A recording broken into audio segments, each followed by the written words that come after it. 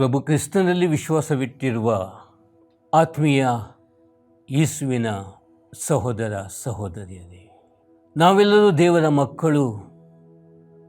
ದೇವರ ವಾಕ್ಯವೇ ನಮಗೆ ಜೀವನಕ್ಕೆ ಆಧಾರವಾಗಿದೆ.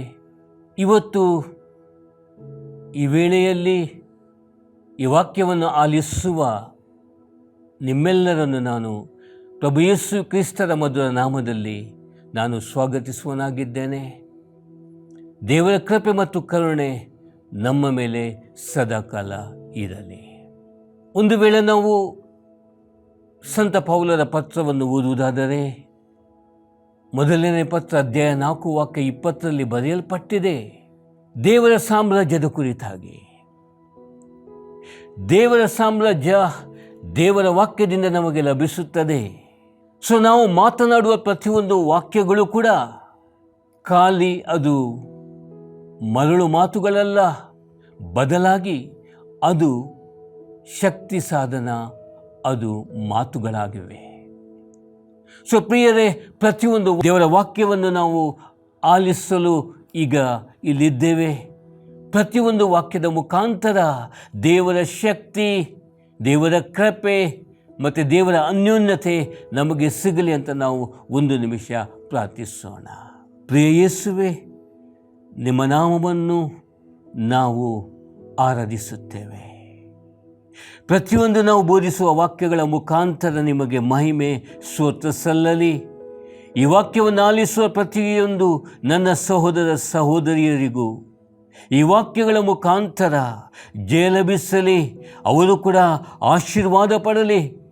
ಅಷ್ಟು ಮಾತ್ರವಲ್ಲದೆ ಈ ವಾಕ್ಯಗಳ ಮುಖಾಂತರ ನಿಮ್ಮ ಸತ್ಯಾರ್ಥತೆಯನ್ನು ಅರಿತುಕೊಂಡು ಅವರು ನಿಮ್ಮನ್ನೇ ಸ್ತುತಿಸಲು, ನಿಮ್ಮ ರಾಜ್ಯಕ್ಕೆ, ದೇವರ ರಾಜ್ಯಕ್ಕೆ ಸಾಕ್ಷಿಯಾಗಿ ಬಾಳುವ ಕೃಪೆ ಅವರಿಗೆ ನೀಡಬೇಕಾಗಿ ನಾನು ಕೇಳಿಕೊಳ್ಳುತ್ತೇನೆ, ಯೇಸುವಿನ ಮಧುರವಾದ ನಾಮದಲ್ಲಿ. ಆಮೇನ್. ಪ್ರಿಯರೇ, ನಾವು ಶ್ರಮ ದಿನಗಳಲ್ಲಿ ದೇವರ ವಾಕ್ಯವನ್ನು ಕಳೆದ ಕೆಲವು ವಾರಗಳಿಂದ ಕೇಳುತ್ತಾ ಇರಬಹುದು. ನನಗೆ ಕೊಡಲ್ಪಟ್ಟ ದೇವರ ವಾಕ್ಯ ಅಧ್ಯಾಯ 18 ವಾಕ್ಯ 33ರಿಂದ ಈ ವಾಕ್ಯಗಳನ್ನು ನಾವು ಆಲಿಸುವುದಾದರೆ, ಆಗ ಪಿಲಾತನು ತಿರುಗಿ ಅರಮನೆಯೊಳಗೆ ಹೋಗಿ ಯೇಸುವನ್ನು ಕರೆದು ಆತನನ್ನು, ನೀನು ಯೆಹೂದ್ಯರ ಅರಸನು ಹೌದೋ ಎಂದು ಕೇಳಿದನು. ಯೇಸು, ನಿನ್ನಷ್ಟಕ್ಕೆ ಇದನ್ನು ಹೇಳುತ್ತೀಯೋ, ಮತ್ತೊಬ್ಬರು ನನ್ನ ವಿಷಯದಲ್ಲಿ ನಿನಗೆ ಹೇಳಿದ್ದಾರೋ ಎಂದು ಕೇಳಲು ಪಿಲಾತನು, ನಾನೇನು ಯೆಹೂದ್ಯನೇ? ನಿನ್ನ ಸ್ವಂತ ಜನವೂ ಮಹಾಯಾಜಕರು ನಿನ್ನನ್ನು ನನಗೆ ಒಪ್ಪಿಸಿದ್ದಾರೆ. ನೀನು ಏನು ಮಾಡಿದ್ದೆಂದು ಕೇಳಿದ್ದಕ್ಕೆ ಯೇಸು, ನನ್ನ ರಾಜ್ಯವು ಈ ಲೋಕದ್ದಲ್ಲ. ನನ್ನ ರಾಜ್ಯವು ಈ ಲೋಕದ್ದಾಗಿದ್ದಾದರೆ ನಾನು ಯೆಹೂದ್ಯರ ಕೈಯಲ್ಲಿ ಬೀಳದಂತೆ ನನ್ನ ಪರಿವಾರದವರು ಕಾಡಾಡುತ್ತಿದ್ದರು. ಆದರೆ ನನ್ನ ರಾಜ್ಯವು ಇಲ್ಲಿಯದಲ್ಲವೆಂದು ಉತ್ತರ ಕೊಟ್ಟನು. ಅದಕ್ಕೆ ಪಿಲಾತನು, ಹಾಗಾದರೆ ನೀನು ಅರಸನು ಹೌದಲ್ಲವೇ ಅಂದನು. ಯೇಸು ಅವನಿಗೆ, ನನ್ನನ್ನು ಅರಸನೆಂದು ನೀನೇ ಹೇಳಿದ್ದೆ. ನಾನು ಸತ್ಯದ ವಿಷಯದಲ್ಲಿ ಸಾಕ್ಷಿ ಹೇಳುವುದಕ್ಕೋಸ್ಕರ ಹುಟ್ಟಿದವನು. ಅದಕ್ಕೋಸ್ಕರವೇ ಈ ಲೋಕಕ್ಕೆ ಬಂದಿದ್ದೇನೆ. ಸತ್ಯಪರರೆಲ್ಲರೂ ನನ್ನ ಮಾತಿಗೆ ಕಿವಿ ಕೊಡುತ್ತಾರೆ ಎಂದು ಉತ್ತರ ಕೊಟ್ಟನು. ದೇವರ ವಾಕ್ಯವುದು ಪ್ರಿಯರೇ. ಆದ ಘಟನೆ 2026 ವರ್ಷದ ಮೊದಲು ಯೇಸು ಸತ್ಯವನ್ನು ಹೇಳ್ತಾ ಇದ್ದಾರೆ. ಯೇಸು ರಾಜ್ಯಪಾಲ ಪಿಲಾತನಿಗೆ ಉತ್ತರ ಕೊಡುವಾಗ ಯೇಸು ಹೇಳ್ತಾರೆ, ನಾನು ಸತ್ಯದ ವಿಷಯದಲ್ಲಿ ಸಾಕ್ಷಿ ಹೇಳುವುದಕ್ಕೋಸ್ಕರ ಹುಟ್ಟಿದವನು. I am here to give the witness for the truth. ದೇವರ ರಾಜ್ಯಕ್ಕೋಸ್ಕರ ಸಾಕ್ಷಿ. ಹೌದು, ಸತ್ಯ ಮತ್ತು ಅಸತ್ಯದ ಯುದ್ಧ ಇವತ್ತು ಕೂಡ ನಡೆಯುತ್ತಾ ಉಂಟು ಪ್ರಿಯರೇ. ನಮ್ಮ ಮತ್ತು ನಿಮ್ಮ ಜೀವಿತದಲ್ಲಿ ಕೂಡ ಸತ್ಯ ಮತ್ತು ಅಸತ್ಯತೆ, ಬೆಳಕು ಮತ್ತು ಕತ್ತಲೆ, ಈ ಯುದ್ಧವು ನಡೆಯುತ್ತಾ ಉಂಟು. ಒಂದು ವೇಳೆ ಹಳೆ ಒಡಂಬಡಿಕೆ ಆದಿಕಾಂಡ ನಾವು ಓದುವುದಾದರೆ, ಆದಿಕಾಂಡ ಅಧ್ಯಾಯ 1 ವಾಕ್ಯ 26-27 ನಮಗೆ ಓದಲು ಸಿಗುತ್ತದೆ. ದೇವರು ನಮ್ಮನ್ನು ಉಂಟು ಮಾಡುವಾಗ ತಮ್ಮದೇ ರೂಪರೇಖೆಯನ್ನು ಎಲ್ಲವನ್ನು ಕೊಟ್ಟು ತಮ್ಮಂತೆಯೇ ನಮ್ಮನ್ನು ಉಂಟು ಮಾಡಿದ ದೇವರು. ನಾವು ಸ್ವಲ್ಪ ಮುಂದೆ ಓದುವಾಗ ಆದಿಕಾಂಡ ಅಧ್ಯಾಯ 6 ವಾಕ್ಯ 5ರಲ್ಲಿ ದೇವರು ಪಶ್ಚಾತ್ತಾಪ ಮಾಡ್ತಾರೆ. ಯಾಕೆಂದರೆ ನಾನು ಉಂಟು ಮಾಡಿದ ಈ ಜನರು ನನಗೆ ವಿರುದ್ಧವಾಗಿ ಪಾಪವನ್ನು ಮಾಡಿರುತ್ತಾರೆ. ಪಾಪ ಹೆಚ್ಚಾಗುತ್ತಲೇ ಹೋಗುವುದನ್ನು ನಾವು ನೋಡುತ್ತೇವೆ.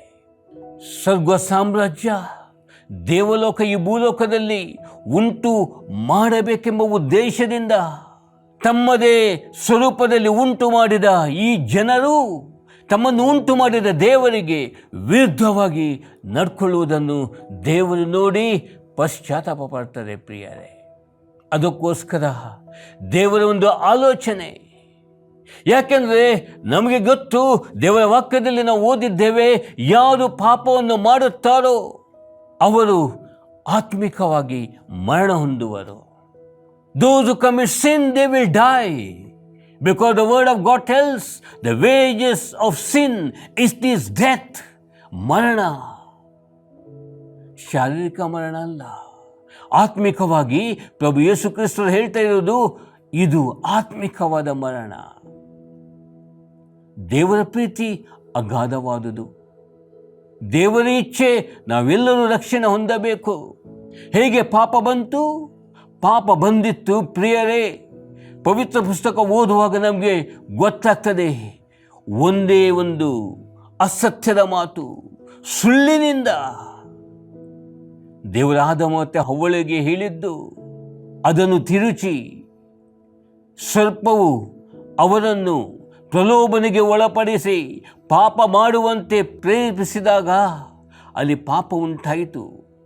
ಅದರ ಪರಿಣಾಮ ಆತ್ಮಿಕವಾಗಿ ಎಲ್ಲರೂ ಇವತ್ತು ಸತ್ತಿದ್ದರೂ ಕೂಡ ಪ್ರಭು ಯೇಸು ಕ್ರಿಸ್ತರ ಮುಖಾಂತರ ಇವತ್ತು ನಮಗೆ ಪ್ರಭು ಯೇಸು ಕ್ರಿಸ್ತರು ಹೊಸ ಜೀವಿತವನ್ನು ನೀಡಿದ್ದಾರೆ ಪ್ರಿಯರೇ. So Jesus is the source of life. He will give the life. ಯಾವಾಗ ನಾವು ಪ್ರಭು ಯೇಸು ಕ್ರಿಸ್ತರನ್ನು ಅಂದರೆ ಸತ್ಯವನ್ನು ನಾವು ಅರಿತುಕೊಳ್ಳುತ್ತೇವೋ ಆವಾಗ ನಮಗೆ ಬಿಡುಗಡೆ ಉಂಟು. ಪಾಪದಿಂದ ಬಿಡುಗಡೆ, ಕಷ್ಟದಿಂದ ಬಿಡುಗಡೆ, ರೋಗದಿಂದ ಬಿಡುಗಡೆ, ಎಲ್ಲ ಸೈತಾನನ ಪಾಪಗಳಿಂದ, ಪಾಪದ ಸಂಕಲಗಳಿಂದ ನಮಗೆ ಬಿಡುಗಡೆ ಉಂಟು ಪ್ರಿಯರೇ. ಇವತ್ತಿನ ವಚನದ ಪ್ರಕಾರ ಯೇಸುವನ್ನು ವಿಚಾರಣೆ ಮಾಡ್ತಾರೆ. ಇವತ್ತು ನನಗೆ ಕೊಟ್ಟ ಶೀರ್ಷಿಕೆ ಸತ್ಯದ ಅರಸನು. ಯಾಕೆ ಸಂಶಯ ಉಂಟಾ? ಸಂಶಯ ಇಲ್ಲ ಪ್ರಿಯರೇ. ಆದರೆ ಈ ಭೂಲೋಕದಲ್ಲಿ ಇರುವ ಜನರಿಗೆ ಆತ್ಮಿಕವಾದ ವಿಷಯಗಳು ಅರ್ಥವಾಗಲಿಲ್ಲ. ಇವತ್ತು ನಮಗೂ ನಿಮಗೂ ಎಷ್ಟೋ ಮಂದಿಗೆ ಆತ್ಮಿಕವಾದ ವಿಷಯಗಳು ಅರ್ಥವಾಗುವುದೇ ಇಲ್ಲ. ಒಂದು ವೇಳೆ ಕೀರ್ತನೆ ಅಧ್ಯಾಯ 2 ವಾಕ್ಯ 6 ಓದುವುದಾದರೆ ಅದರಲ್ಲಿ ಬರೆಯಲ್ಪಟ್ಟಿದೆ. ಏನಂತ ಬರೆಯಲ್ಪಟ್ಟಿದೆ? ಈ ಭೂಲೋಕದಲ್ಲಿ ರಾಜನನ್ನು ನೇಮಿಸುವಾಗ ಜನರಿಂದ ಆರಿಸಲ್ಪಟ್ಟ ಒಬ್ಬನನ್ನು ರಾಜನನ್ನಾಗಿ ನೇಮಿಸುವುದಾದರೆ, ಪ್ರಭು ಯೇಸುವಿನ ಬಗ್ಗೆ ಹೇಳುವುದಾದರೆ ಅಲ್ಲಿ ಬರೆಯಲ್ಪಟ್ಟಿದೆ, god chose him and he has chosen after he was anointed. ಅವರಲ್ಲಿ ಅಭಿಷೇಕವಿತ್ತು. ಎಂಥ ಅಭಿಷೇಕ? ಸ್ವರ್ಗಲೋಕದ ಅಭಿಷೇಕ ಪ್ರಭು ಯೇಸು ಕ್ರಿಸ್ತರಲ್ಲಿ. ಮತ್ತೆ ಪ್ರಭು ಯೇಸು ಕ್ರಿಸ್ತರಿಗೆ ಯಾತಕ್ಕೋಸ್ಕರ ಈ ಭೂಲೋಕಕ್ಕೆ ಅವರು ಬಂದಿದ್ದಾರೆ ಆ ವಿಷಯ ಸಂಪೂರ್ಣವಾಗಿ ಗೊತ್ತಿತ್ತು. He knew the truth. ಎಷ್ಟೋ ಮಂದಿಗೆ ಇವತ್ತು ನಮಗೆ ಸತ್ಯ ಗೊತ್ತಿಲ್ಲ. ಪ್ರಭು ಕ್ರಿಸ್ತರು ಇವತ್ತು ನಮಗೆ ಹೇಳುವುದು ಅದನ್ನೇ. ಯೋಹಾನನ ಶುಭ ಸಂದೇಶ ಅಧ್ಯಾಯ 8 ವಾಕ್ಯ 32ರಲ್ಲಿ ಬರೆಯಲ್ಪಟ್ಟಿದೆ, know the truth and this truth will set you free. ಇವತ್ತು ನಾವು ಸತ್ಯವನ್ನು ಅರಿಯಬೇಕು. ಆವಾಗ ಈ ಸತ್ಯದ ಮುಖಾಂತರ ನಮಗೆ ಬಿಡುಗಡೆ ಲಭಿಸುತ್ತದೆ ಪ್ರಿಯರೇ. ಬೈಬಲ್ನಲ್ಲಿ ಈ ಸತ್ಯದ ಬಗ್ಗೆ, ಸತ್ಯದ ಅರಸರು, ಸತ್ಯದ ಅರಸು ಎಂಬುದು ಕನಿಷ್ಠ ಪಕ್ಷ 90 ಬಾರಿ ಉಲ್ಲೇಖವಾಗಿದೆ. ಗೊತ್ತಾ ನಿಮಗೆ? 90 times it is written is the king of truth. ಹೊಸ ಒಡಂಬಡಿಕೆಯನ್ನೇ ನಾವು ತೆಗೆದುಕೊಳ್ಳುವುದಾದರೆ ಯೋಹಾನನ ಶುಭ ಸಂದೇಶದಲ್ಲಿ 36 ಬಾರಿ ಯೇಸುವಿನ ಬಗ್ಗೆ ಬರೆಯಲ್ಪಟ್ಟಿದೆ, he is the king of truth. ಸತ್ಯದ ದೇವರು. ಹಾಗೂ ಮತ್ತಾಯ ಮತ್ತು ಮಾರ್ಕ ಮತ್ತು ಲೂಕ ಅಲ್ಲಿ 6 ಬಾರಿ ಬರೆಯಲ್ಪಟ್ಟಿದೆ. ಈಗ ಇದು ಕೋರ್ಟ್ನಲ್ಲಿ, ಇದು ನಿಜವಾಗಿ ಕೋರ್ಟು. ಪಿಲಾತನ ಮುಂದೆ ಪ್ರಭು ಯೇಸು ಕ್ರಿಸ್ತರಿದ್ದಾರೆ. ವಿಚಾರಣೆ ಆಗ್ತಾ ಉಂಟು. ಯಾತಕ್ಕೋಸ್ಕರ ಇದೆಲ್ಲ? ಕಾರಣ ಇಷ್ಟೇ, ಸತ್ಯದಲ್ಲಿ ಬಲ ಉಂಟು, ಸತ್ಯದಲ್ಲಿ ಶಕ್ತಿ ಉಂಟು, ಸತ್ಯದಲ್ಲಿ ಅಭಿಷೇಕ ಉಂಟು. ಸತ್ಯದ ಮುಂದೆ ಯಾವುದು ಕೆಟ್ಟತನದ್ದು ಅದು ನಿಲ್ಲಲು ಸಾಧ್ಯವಿಲ್ಲ. ಸ್ವಲ್ಪ ಕಾಲ ಸತ್ಯ ಎಂಬುದು ಮುಚ್ಚಲ್ಪಟ್ಟಿರಬಹುದು, ಬಟ್ ಸತ್ಯವೆಂಬುದು ಹೊರಗೆ ಬಂದೇ ಬರುತ್ತದೆ. ಸತ್ಯವೆಂಬುದು ಪ್ರಜ್ವಲಿಸುತ್ತದೆ. ಮತ್ತೆ ನಾವು ಮತ್ತೆ ನೀವು ಈ ಪ್ರಪಂಚದಲ್ಲಿ, ಈ ಭೂಲೋಕದಲ್ಲಿ ಎಷ್ಟೋ ಕೆಟ್ಟತನ ಇದ್ದರೂ ಕೂಡ ಯಾವಾಗ ನಾವು ಈ ಸತ್ಯವನ್ನು ನಾವು ಅರಿತುಕೊಳ್ಳುತ್ತೇವೆಯೋ, ಅಂದರೆ ಯಾವಾಗ ಈ ದೇವರ ವಾಕ್ಯಗಳನ್ನು ನಾವು ಓದಿ ತಿಳಿದುಕೊಂಡು ಅದನ್ನು ಜೀವಿಸಲು, ಅದನ್ನು ಪಾಲಿಸಲು ನಾವು ಶ್ರಮ ಪಡುತ್ತೇವೆಯೋ, ಆವಾಗ ನಾವು ಕೂಡ ಪ್ರಜ್ವಲಿಸುತ್ತೇವೆ ಪ್ರಿಯರೇ. So truth has got the power. The truth has got the anointing.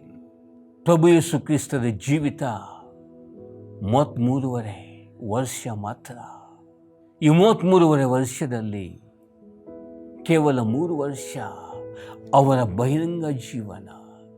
ಉಳಿದ ಸಮಯ ದೇವರೊಂದಿಗೆ, ಪಿತಾಮಹರೊಂದಿಗೆ, ತಂದೆಯೊಂದಿಗೆ ಅನ್ಯೋನ್ಯತೆಯಿಂದ ಅವರು ಇದ್ದವರು. ದೇವರ ವಾಕ್ಯ ಹೇಳ್ತದೆ, ಪ್ರಭು ಯೇಸು ಕ್ರಿಸ್ತರು ಹೇಳ್ತಾರೆ, ನಾನು ತಂದೆಯೊಡನಿದ್ದೇನೆ, ನಾನು ಮತ್ತೆ ತಂದೆ ನಾವು ಒಂದಾಗಿದ್ದೇವೆ ಅಂತ ದೇವರ ವಾಕ್ಯ ಹೇಳ್ತದೆ.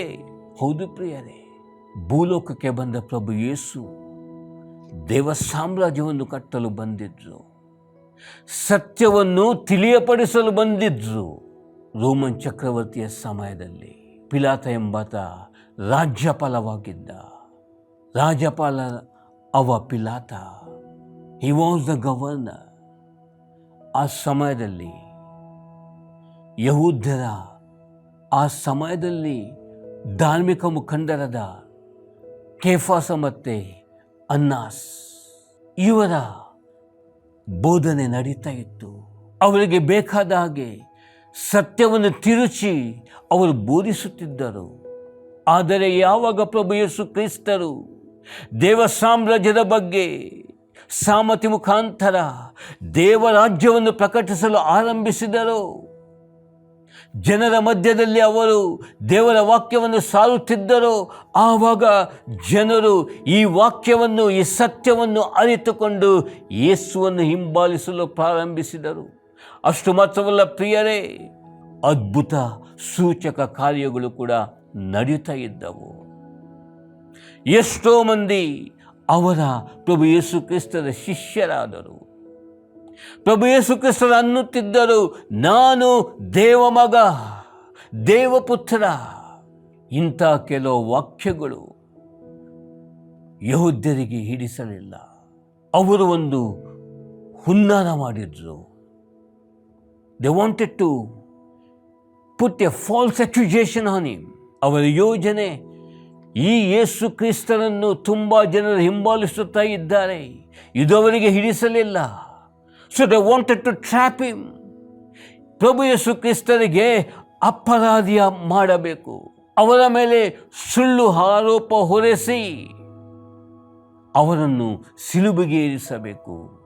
ಇದು ಅವರ ದುರಿಚ್ಛೆ ಆಗಿತ್ತು. ಅದಕ್ಕೋಸ್ಕರ ಯೇಸುವನ್ನು ಉಪಾಯದಿಂದ ಹಿಡಿದ ಅವರು ಧಾರ್ಮಿಕ ಮುಖಂಡರಾದ ಕೇಫಾಸ ಮತ್ತು ಅನಾಸ್ ಯೇಸುವನ್ನು ಹಿಡಿದುಕೊಂಡು ರಾಜ್ಯಪಾಲರಾದ ಗವರ್ನರ್ ಪಿಲಾತನ ಮುಂದೆ ಬರ್ತಾರೆ. ಅಲ್ಲಿ ಪಿಲಾತ ಯೇಸುವನ್ನು ಕೇಳ್ತಾರೆ. ಪಿಲಾತನು ತಿರುಗಿ ಅರಮನೆಯೊಳಗೆ ಹೋಗಿ ಯೇಸುವನ್ನು ಕರೆದು ಆತನನ್ನು, ನೀನು ಯಹೂದ್ಯರ ಅರಸನು ಹೌದೋ ಎಂದು ಕೇಳಿದನು. ಅವನಿಗೆ ಅಷ್ಟೇ ಬೇಕಿತ್ತು, ಹೌದು ಅಂತ ಪ್ರಭು ಯೇಸು ಕ್ರಿಸ್ತರು ಹೇಳಿದರೆ ಅವರನ್ನು ಶಿಕ್ಷಿಸುವುದು. ಪ್ರಭು ಯೇಸು ಕ್ರಿಸ್ತರು ಹೇಳ್ತಾರೆ, ನಿನ್ನಿಷ್ಟಕ್ಕೆ ನೀನೇ ಇದನ್ನು ಹೇಳುತ್ತೀಯೋ? ಇದು ದೇವರ ಜ್ಞಾನ. ಮತ್ತೊಬ್ಬರು ನನ್ನ ವಿಷಯದಲ್ಲಿ ನಿನಗೆ ಹೇಳಿದ್ದಾರೋ Are you telling it because of you or anyone has told you about me regarding this? Direct question. ಯಾಕೆಂದರೆ ಸತ್ಯ ಮಾತನಾಡುವಾಗ ಅದಕ್ಕೆ ಶಕ್ತಿ ಮಾತ್ರವಲ್ಲ, ಧೈರ್ಯ ಕೂಡ ಉಂಟು. He was able to face even the governor with the power and the authority. ನಮ್ಮ ಜೀವನದಲ್ಲಿ ಇವತ್ತು ಎಷ್ಟೋ ಮಂದಿ ನಾವು ಹೆದರಿ ಹೋಗ್ತೇವೆ ಪರಿಸ್ಥಿತಿ ನೋಡಿ. ಯಾಕೆ ಗೊತ್ತಾ? ಎಷ್ಟೋ ಮಂದಿ ನಮ್ಮಲ್ಲಿ ಸತ್ಯವಿಲ್ಲ. ಅಡ್ಜಸ್ಟ್ಮೆಂಟ್ ಮಾಡ್ತೇವೆ, ಶಾರ್ಟ್ಕಟ್ ರೂಟ್ ನೋಡ್ತೇವೆ, ದೇವರಿಗೆ ವಿರುದ್ಧವಾಗಿ ನಡೆಯುತ್ತೇವೆ. ಆವಾಗ ತನ್ನಿಂದಾನೇ ಭಯ ನಮ್ಮ ಒಳಗೆ ಆವರಿಸುತ್ತದೆ. ಯಾವಾಗ ಸತ್ಯ ಮಾತನಾಡ್ತೇವೆ, ಸತ್ಯಕ್ಕೆ ಸಾಕ್ಷಿಯಾಗಿ ನಾವು ಜೀವಿಸಲು ಸಿದ್ಧರಿರ್ತೇವೆ, ಆವಾಗ ನಮಗೆ ಯಾವ ಭಯವೂ ಇಲ್ಲ. ಇಲ್ಲಿ ಪ್ರಭು ಯೇಸು ಕ್ರಿಸ್ತರು ಹೇಳ್ತಾರೆ, ಧೈರ್ಯದಿಂದ ಪಿಲಾತನನ್ನೇ ಪ್ರಶ್ನೆ ಮಾಡ್ತಾರೆ. ಆವಾಗ ಪಿಲಾತ ಹೇಳ್ತಾನೆ, ನಾನು ಯಹೂದ್ಯನೇ, ನಿನ್ನ ಸ್ವಂತ ಜನನ್ನು ಮಹಾಯಾಜಕರು ನಿನ್ನನ್ನು ನನಗೆ ಒಪ್ಪಿಸಿದ್ದಾರೆ. ಯಾಕೆಂದರೆ ಅಲ್ಲಿ ಪಿಲಾತನ ಹತ್ತಿರ ಉತ್ತರ ಇಲ್ಲ. There is no answer from Pilate. He wanted to escape. Because ಪಿಲಾತನಿಗೆ ಪ್ರಭು ಯೇಸುವಿನಲ್ಲಿ ಯಾವುದೇ ಸುಳ್ಳು ಅಥವಾ ಯಾವುದೇ ಪಿತೂರಿ, ಯಾವುದೇ ಅಪರಾಧವೂ ಕಾಣಲಿಲ್ಲ. ಸೊ ಅವ ನುಣುಚಿಕೊಳ್ಳಲು ಪ್ರಯತ್ನಿಸ್ತಾನೆ. ಅವ ಹೇಳ್ತಾನೆ, ನಿನ್ನ ಸ್ವಂತ ಜನರು ಮಹಾಯಾಜಕರು ನಿನ್ನನ್ನು ನನಗೆ ಒಪ್ಪಿಸಿದ್ದಾರೆ, ನೀನು ಏನು ಮಾಡಿದ್ದಿ ಎಂದು ಕೇಳಿದ್ದಕ್ಕೆ ಯೇಸು, ನನ್ನ ರಾಜ್ಯವು ಈ ಲೋಕದ್ದಲ್ಲ, ನನ್ನ ರಾಜ್ಯವು ಈ ಲೋಕದ್ದಾಗಿದ್ದರೆ ನಾನು ಯಹೂದ್ಯರ ಕೈಯಲ್ಲಿ ಬೀಳದಂತೆ ನನ್ನ ಪರಿವಾರದವರು ಕಾದಾಡುತ್ತಿದ್ದರು, ಆದರೆ ನನ್ನ ರಾಜ್ಯವು ಇಲ್ಲಿಯದಲ್ಲವೆಂದು ಉತ್ತರ ಕೊಟ್ಟರು. ನೋಡಿ ಪ್ರಿಯರೇ, ಯೇಸುವಿನ ಉತ್ತರ ಇಟ್ ಈಸ್ ಡೈರೆಕ್ಟ್. ಇವತ್ತು ಕೂಡ ಈ ವಾಕ್ಯಗಳು ಎಷ್ಟೋ ಮಂದಿಗೆ ಅರ್ಥವಾಗುವುದೇ ಇಲ್ಲ. ಯಾವಾಗ ನಾವು ಪ್ರಾಪಂಚಿಕವಾಗಿ ಲೌಕಿಕವಾಗಿ ಜೀವಿಸುತ್ತೇವೆ, ಅಷ್ಟರ ತನಕ ನಮಗೆ ಸ್ವರ್ಗೀಯ ವಾಕ್ಯಗಳು ಅಥವಾ ಆತ್ಮಿಕವಾದ ವಾಕ್ಯಗಳು ಅಥವಾ ಈ ಪವಿತ್ರ ಪುಸ್ತಕದ ವಾಕ್ಯಗಳು ನಮಗೆ ಅರ್ಥವಾಗುವುದೇ ಇಲ್ಲ ಪ್ರಿಯರೇ. ನಮ್ಮನ್ನೇ ನಾವು ತಗ್ಗಿಸಿಕೊಳ್ಳದೆ ನಾವು ಜೀವಿಸುವುದಾದರೆ ದೇವರ ವಾಕ್ಯಕ್ಕೆ ವಿರುದ್ಧವಾಗಿ ನಾವು ಜೀವಿಸುತ್ತೇವೆ. ಯೇಸುವಿಗೆ ವಿರುದ್ಧವಾಗಿ ನಾವು ಜೀವಿಸುತ್ತೇವೆ, ಸರ್ವಲೋಕಕ್ಕೆ ವಿರುದ್ಧವಾಗಿ ನಾವು ಜೀವಿಸುತ್ತೇವೆ. ಇವತ್ತು ನಾವು ಈ ಸತ್ಯವನ್ನು ಅರಿತುಕೊಳ್ಳಬೇಕು. ಈ ದೇವರ ವಾಕ್ಯಗಳನ್ನು ನಾನು ಸ್ವೀಕರಿಸಬೇಕು. ನನ್ನ ಚಿಂತನೆ, ನನ್ನ ಆಲೋಚನೆ ಹಲವು ಬಾರಿ ದೇವ ಸಾಮ್ರಾಜ್ಯಕ್ಕೆ ವಿರುದ್ಧವಾಗಿರುತ್ತದೆ ಪ್ರಿಯರೇ. So Bible tells us, humble yourself before the Lord and he will lift you up. ದೇವರ ವಾಕ್ಯಕ್ಕೆ ನಾನು ಅನುಗುಣವಾಗಿ ಜೀವಿಸಬೇಕು. ಪ್ರಭು ಯೇಸು ಕ್ರಿಸ್ತರು ರಾಜನಾಗಿದ್ದರೂ ಕೂಡ, ಸತ್ಯದ ಅರಸನಾಗಿದ್ದರೂ ಕೂಡ ಈ ಭೂಲೋಕದಲ್ಲಿ ಜೀವಿಸುವಾಗ ತನ್ನ ತಂದೆಗೆ ಅವರು ಅನುಗುಣವಾಗಿ ದೇವರ ಇಚ್ಛೆಯಂತೆ ಜೀವಿಸಿದ್ದರು ಪ್ರಿಯರೇ. ಅಷ್ಟು ಮಾತ್ರವಲ್ಲ, ದೇವರಿಗೆ, ಪ್ರಭು ಯೇಸು ಕ್ರಿಸ್ತರಿಗೆ ತಮ್ಮ ಉದ್ದೇಶ ಮೊದಲೇ ತಿಳಿದಿತ್ತು. ಯಾವ ಉದ್ದೇಶ? ಇಸಾಯ ಪ್ರವಾದನೆ ಪುಸ್ತಕ ಅಧ್ಯಾಯ 53:10 ಬರೆಯಲ್ಪಟ್ಟಿದೆ. ಅಲ್ಲಿ ದೇವರು ಹೇಳ್ತಾರೆ, I know that he will succeed in his task. ಅವರ ಎಲ್ಲ ಪರೀಕ್ಷೆಗಳಲ್ಲಿ ಅವರು ಅಂದರೆ ಪ್ರಭು ಯೇಸು ಕ್ರಿಸ್ತರು ಜಯ ಹೊಂದುತ್ತಾರೆ. ಇದು ದೇವರು ಮೊದಲೇ ಪ್ರವಾದನೆ ಮಾಡಿದ್ದಾರೆ. ಇವತ್ತು ನಮಗೆ ಕೂಡ ಒಂದು ಉದ್ದೇಶ ಇರಬೇಕು. Only one goal, only one purpose today. I have to live for Christ. I have to live for the kingdom of God. I should live for eternal life. ಹೌದು ಪ್ರಿಯರೇ, ನಿತ್ಯ ಜೀವಕ್ಕೋಸ್ಕರ ನಾನು ಇವತ್ತು ಬದುಕಬೇಕು. ಸತ್ಯದ ವಾಕ್ಯದ ಮುಖಾಂತರ ನಾನು ಜೀವಿಸಬೇಕು. ಪ್ರಪಂಚದಲ್ಲಿ ಎಷ್ಟೋ ಪ್ರಲೋಭನೆಗಳಿವೆ, ಎಷ್ಟೋ ರೀತಿಯ ನಮಗೆ ಸೈತಾನನ ಯೋಚನೆಗಳಿವೆ. ನಾವು ಎಷ್ಟೋ ಬಾರಿ ತಪ್ಪಿ ಬೀಳ್ತೇವೆ. But this is the time for us to get up and walk. ಸತ್ಯವನ್ನು ಅರಿತುಕೊಂಡು ಸತ್ಯದ ಮುಖಾಂತರ ನಾವು ಜೀವಿಸುವುದಾದರೆ, ಈ ದೇವರ ವಾಕ್ಯದ ಮುಖಾಂತರ ನಾವು ಜೀವಿಸುವುದಾದರೆ, ನಾವು ಸತ್ಯಕ್ಕೆ ಸಾಕ್ಷಿಯಾಗಿ ಬಾಳುವುದು ಮಾತ್ರವಲ್ಲ, ಸತ್ಯದ ಅರಸನಾದ ಪ್ರಭು ಯೇಸು ಕ್ರಿಸ್ತನನ್ನು ನನ್ನಲ್ಲಿ ನಾನು ಸ್ವೀಕರಿಸಿದ ಹಾಗೆ. So the word finally I want to tell you, ಅಂತಿಮಗೊಳಿಸುವ ಮೊದಲು ಒಂದು ಮಾತನ್ನು ನಾನು ಹೇಳಲು ಇಚ್ಛಿಸುತ್ತೇನೆ. ನಿಮ್ಮ ಜೀವಿತದಲ್ಲಿ ಎಷ್ಟೋ ಕಷ್ಟ ಸಂಕಷ್ಟಗಳು ಬರಬಹುದು, ಬಟ್ ನಾವು ಸತ್ಯವನ್ನು ಅರಿತುಕೊಂಡು ಅದರ ಮುಖಾಂತರ ನಾವು ಜೀವಿಸಬೇಕು. ಪ್ರಭು ಯೇಸು ಕ್ರಿಸ್ತರು ಇವತ್ತು ನಮ್ಮಲ್ಲಿ ಮತ್ತು ನಿಮ್ಮಲ್ಲಿ ಕೂಡ ವಾಸಿಸುತ್ತಾ ಇದ್ದಾರೆ. ಯಾವಾಗ ನಾವು ದೇವರ ವಾಕ್ಯವನ್ನು ಸ್ವೀಕರಿಸುತ್ತೇವೆ, ಆವಾಗ ದೇವರ ವಾಕ್ಯವು ನನ್ನಲ್ಲಿ ರೂಪುಗೊಂಡು ಪ್ರಭು ಯೇಸು ಕ್ರಿಸ್ತರು ಅವರ ಆತ್ಮದ ಮುಖಾಂತರ ನನ್ನಲ್ಲಿ ಕೆಲಸ ಕಾರ್ಯಗಳನ್ನು ಮಾಡುವವರಾಗಿದ್ದಾರೆ. And Jesus is waiting for that. ಪ್ರಭು ಯೇಸು ಕ್ರಿಸ್ತರು ಅದಕ್ಕೋಸ್ಕರ ಅವರು ಕಾಯ್ತಾ ಇದ್ದಾರೆ. ಪ್ರಿಯ ಸಹೋದರ ಸಹೋದರಿ, ಈ ವಾಕ್ಯವನ್ನು ಅರಿತುಕೊಂಡ ನಾವು ಮತ್ತು ನೀವುಗಳು ಸತ್ಯಕ್ಕೆ ಸಾಕ್ಷಿಯಾಗಿ ಬಾಳುವುದು ನಿಮಗೆ ಇಷ್ಟವಿಲ್ಲವೇ? ಇದು ನಮ್ಮ ಆತ್ಮರಕ್ಷಣೆಯ ಸಮಯವಾಗಿದೆ. ಯೇಸುವನ್ನು ಸ್ವೀಕರಿಸಿದಾಗ ಯಾವ ವಿರುದ್ಧ ಶಕ್ತಿಗಳು ನಮ್ಮ ಮುಂದೆ ನಿಲ್ಲಲು ಸಾಧ್ಯವಿಲ್ಲ. ನೀವು ಸತ್ಯಕ್ಕೆ ಸಾಕ್ಷಿಯಾಗಿ ಬಾಳೋಣ. ಸತ್ಯದ ಅರಸನನ್ನು ನಮ್ಮ ರಾಜನಾಗಿ ನಾವು ಸ್ವೀಕರಿಸೋಣ. ಪ್ರಾರ್ಥಿಸೋಣ. ಪ್ರಿಯರೇ, ಪ್ರಭು ಯೇಸುವೇ, ನಿಮ್ಮ ವಾಕ್ಯದ ಮುಖಾಂತರ ನನ್ನಲ್ಲಿ ನೀವು ಆತ್ಮಿಕವಾದ ಬೆಳಕನ್ನು ನೀವು ಪ್ರಸರಿಸಿದ್ದೀರಿ. ನಿಮ್ಮ ಆತ್ಮಿಕವಾದ ಬೆಳಕು ಈ ವೇಳೆಯಲ್ಲಿ ನಾನು ಸ್ವೀಕರಿಸುತ್ತೇನೆ. ನಾನು ಮಾಡಿದ ಎಲ್ಲ ಪಾಪಗಳನ್ನು ಪ್ರಭು ಯೇಸುವೇ ನಿಮಗೆ ನಾನು ಸಮರ್ಪಿಸುತ್ತೇನೆ. ನನ್ನ ಜೀವಿತದಲ್ಲಿ ನಾನು ಸೋತು ಹೋಗಿದ್ದೇನೆ, ರೋಗಿಯಾಗಿದ್ದೇನೆ. ಪಾಪದಿಂದ ಜೀವಿಸುತ್ತಾ ಇರುವ ನನಗೆ ನಿಮ್ಮ ಕ್ಷಮೆ ಕೊಡಿರಿ.